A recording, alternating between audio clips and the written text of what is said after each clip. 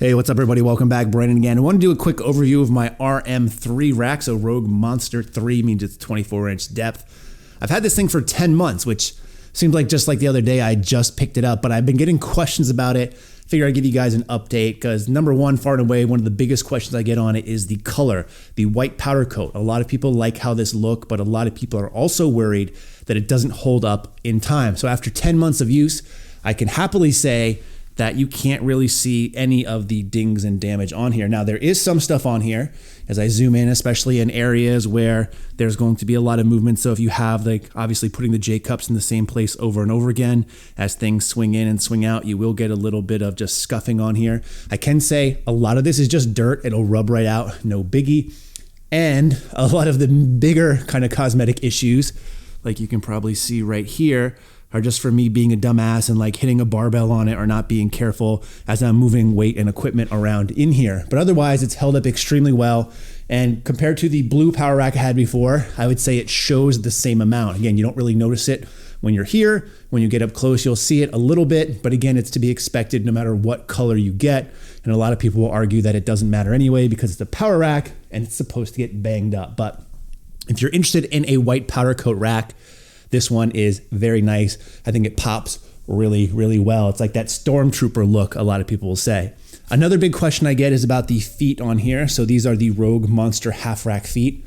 I ordered these when I ordered the rack itself. And a lot of people have asked me questions on this because they say they go to the website and they can't find these on the website. And that's because they're not actually something you can order from the site itself. It's kind of like In-N-Out or one of those other restaurants that have like what I would consider a secret menu. You have to know what to ask for. And when you're checking out, you can put it in the comment section that you'd like to add these on, or you can call or email after you have your order placed because it usually takes a couple of days at least to ship one of these racks and say, hey, I want to make sure I get these on. So these things cost me $80 and they're probably one of the best upgrades you can make. Even though the RM-3 is pretty sturdy, I do worry that it's going to topple over at some points because it's not bolted down, as you guys can see. So adding in these front racks for stability is almost like making it a 6-post rack because you have the 1, 2, 3 mounting points on here.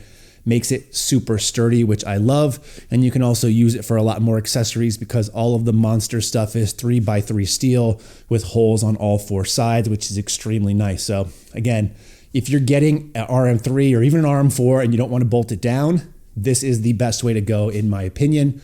Especially if you have a 4-post rack and you don't want to put plate storage on, because obviously plate storage is an easy way to kind of secure the rack down, but using a 4-post rack, that kind of eats up some of the usable space. One of the things that I'll address really quickly, because there's no way that I can't really show them to you as you've already seen them, I do have these rear mounting feet that kind of do the same job as the half rack feet in front. Those are for a different purpose. You guys will be hearing more about those soon. They will be available on Rogue soon as well. But those are also in the same vein as these, very helpful overall. So some things I want to talk about, I've made videos on a lot of this stuff, but one of the upgrades I think is really important on here is the cross beam up top. This was roughly with shipping like an $85 upgrade. I think it makes the cage look so much better and it's a very cheap option to do. Functionality wise, as I have it, it's not very functional, but again, 3x3 steel with holes on all sides. You can mount a lot of stuff on there if you want to get creative and even kind of Frankenstein your own rack like Coop from Garage Dim Reviews did recently. Now I still do have my pull-up bar on the inside. It's not really mounted in the center, and that's for 2 reasons. Number one, that's going to give me adequate space if I'm doing pull-ups or movements inside, so I'm not going to bang my head on one of the uprights. And it's also because I have that Rogue Monster slinger on there that takes up some space and takes up more spaces than necessary because I don't find myself using that very much. Again, I have a couple reviews on that piece of equipment as well. One of the other things about the rack that I went with is I got the black zinc hardware, which is I'd like to say it's a $25 upcharge because it comes standard, but if you take off and go to the bright zinc hardware, which I think I have potentially an example over here off screen as I fumble around. So here you have black zinc, bright zinc would look like that instead. So if you chose to go with the bright zinc, which is one of the drop-down menus that actually takes $25 off your order, so it's cheaper. I think for this particular rack, the black looks better, but one of the issues I have with black zinc not only with the hardware, but with black zinc bars, is the black zinc will rub and fade over time. So for instance, an easy way to see that is if I go down here, look at my band pegs. It might be hard to do with this artificial lighting, but you can actually see where it's been oxidized more out in the open, whereas the parts that have been hidden by the actual Monster Rack feet are more black, and these tend to get a little bit greenish. They will oxidize, and that's true of all of the hardware as well. So initially it looks really nice, but it does chip some, it does fade some. If I show you the back of like a J cup, for example, where you're gonna have a lot of rub on it, if it wants to focus, maybe, there you go. Just doesn't look super pretty overall. Now, speaking of J cups, I try to do this all one-handed. I opted for the upcharge of getting the standard sandwich J cups because there's also now a 2-inch version. I like these a little bit better. One of the things you'll note with the Rogue racks is they tend to be wider than normal racks as is. So when you take into consideration, there's 43 inches from side to side, the 3-inch posts on either side, you're looking at 49-inch width, which means a lot of people have trouble with banging the barbell on the uprights. So this gives you a little bit more clearance, as you can see, versus having it all the way flushed out here where that's gonna bang potentially your weights on your unracks and stuff as well. After about a year's worth of use, these have held up really well. There is some wear on them, which is to be expected. But again, these have held up very well, and I'm very happy with these over the standard J cups. Now, I've done videos on this as well. I have these roller cups from my buddy Connor that I use. I typically use these for squats. I use these for bench. I have the Go Strong version up here as well. I just don't find I use them as much. One of the main reasons is there's just a little bit of, this is hard to do with one hand, should have played better, a little bit of slop. Now, I will say the Go Strong have since upgraded these cups. So the newer versions come with UHMW tape on the inside, so they're a tighter fit. Mine just do not have that currently. Speaking of other things on my rack, you guys know I have the custom nameplate banner up there. I have a video on that as well.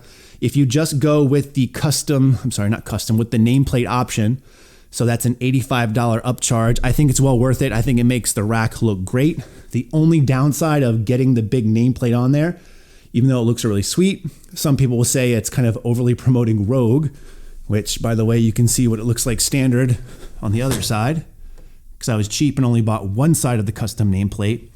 My big issue with this, though, is I wish that they had taken this whole nameplate and pushed it back so it was flush against the rear of the rack.